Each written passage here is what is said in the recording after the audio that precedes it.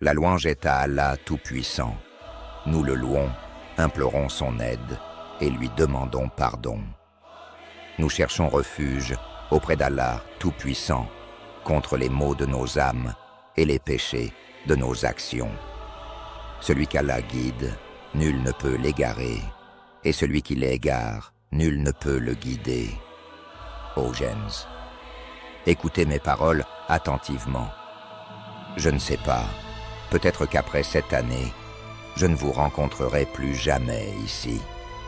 Mes compagnons, tout comme ce jour est un jour sacré, tout comme ce mois est un mois sacré, tout comme cette ville, la Mecque, est une ville bénie, vos vies, vos biens et votre honneur sont tout aussi sacrés et inviolables. Mes compagnons, vous rencontrerez certainement votre Seigneur et il vous demandera des comptes sur vos actions. Prenez garde de ne pas retomber dans les égarements du passé après moi et de ne pas vous entretuer. Que ceux qui sont présents here transmettent mon message à ceux qui sont absents. Il se peut que celui à qui il est transmis le comprenne mieux que celui qui l'a entendu. Mes compagnons, que quiconque a un dépôt en sa garde le restitue à son propriétaire. Sachez que toute forme d'intérêt, riba, est abolie. Allah en a ainsi décidé. Le premier intérêt que j'abolis est celui de mon oncle, Al-Abbas, fils de Abd al-Muttalib. Cependant, votre capital vous appartient. Ne soyez ni injuste, ni victime d'injustice. Mes compagnons, sachez que toutes les pratiques de l'ère de l'ignorance, Jahiliya, sont abolies. Elles sont désormais sous mes pieds. Les vendettas sanglantes de l'ère de l'ignorance sont entièrement abolies. La première vendetta que j'abolis est celle d'Iyas bin Rabi'a, petit-fils de Abd al-Muttalib. Ô gens, le diable a certainement désespéré d'être jamais adoré sur cette terre. Cependant, il sera satisfait si vous lui obéissez dans les petites choses de votre vie. Préservez votre religion en évitant même cela. Ô gens, je vous recommande d'être bons envers les femmes, car elles sont une confiance d'Allah entre vos mains.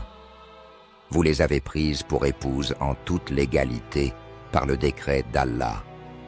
Vous avez des droits sur elles et elles ont des droits sur vous. Votre droit sur elles est qu'elles ne laissent personne que vous n'agréez pas pénétrer dans votre maison. Si elles le font, Allah vous autorise à les réprimander, à vous éloigner d'elles dans le lit, et si cela ne suffit pas, à les corriger légèrement sans violence. Leur droit sur vous est que vous les entreteniez avec bonté, en pourvoyant à leur nourriture et à leurs vêtements, conformément à la coutume. Ô croyants, je vous laisse 2 choses. Si vous vous y accrochez, vous ne vous égarerez jamais après moi. Le livre d'Allah, le Coran et la Sunna de son prophète. Croyants, écoutez et retenez bien mes paroles. Tout musulman est le frère du musulman. Ainsi tous les musulmans sont frères. Il n'est pas permis à un musulman de prendre le bien ou de verser le sang de son frère, sauf si ce dernier le lui accorde de son plein gré. Ô gens, le Seigneur a attribué à chaque héritier la part qui lui revient. Un testament en faveur d'un héritier n'est pas nécessaire. L'enfant appartient à celui au lit duquel il naît. Celui qui commet l'adultère sera privé de toute revendication.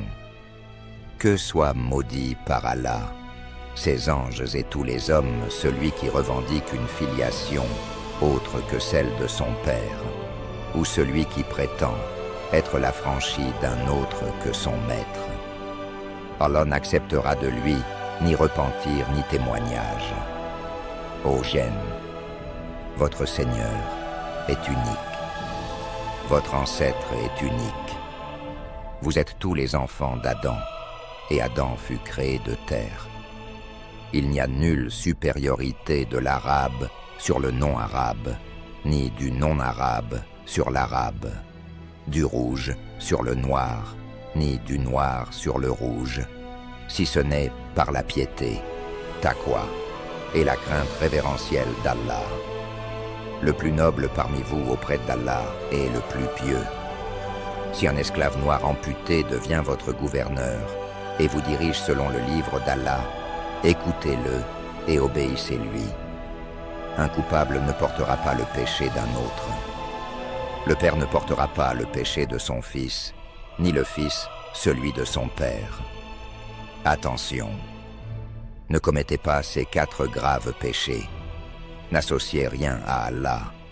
Ne tuez pas injustement la vie qu'Allah a rendue sacrée. Ne commettez pas de vol. Ne commettez pas l'adultère. Il m'a été ordonné de combattre les gens jusqu'à ce qu'ils témoignent qu'il n'y a de divinité digne d'adoration qu'Allah. S'ils le prononcent, ils préservent par là leur sang et leurs biens, et leur compte relève d'Allah. Ô jeunes, on vous interrogera demain à mon sujet. Que direz-vous? Les compagnons répondirent d'une seule voix. Nous attestons que tu as transmis le message, que tu as accompli ta mission et que tu nous as conseillé. Sur ce, le messager d'Allah leva l'index vers le ciel, puis le pointa vers les gens et dit « Sois-en témoin, ô Allah, sois-en témoin, ô Allah, sois-en témoin, ô Allah ».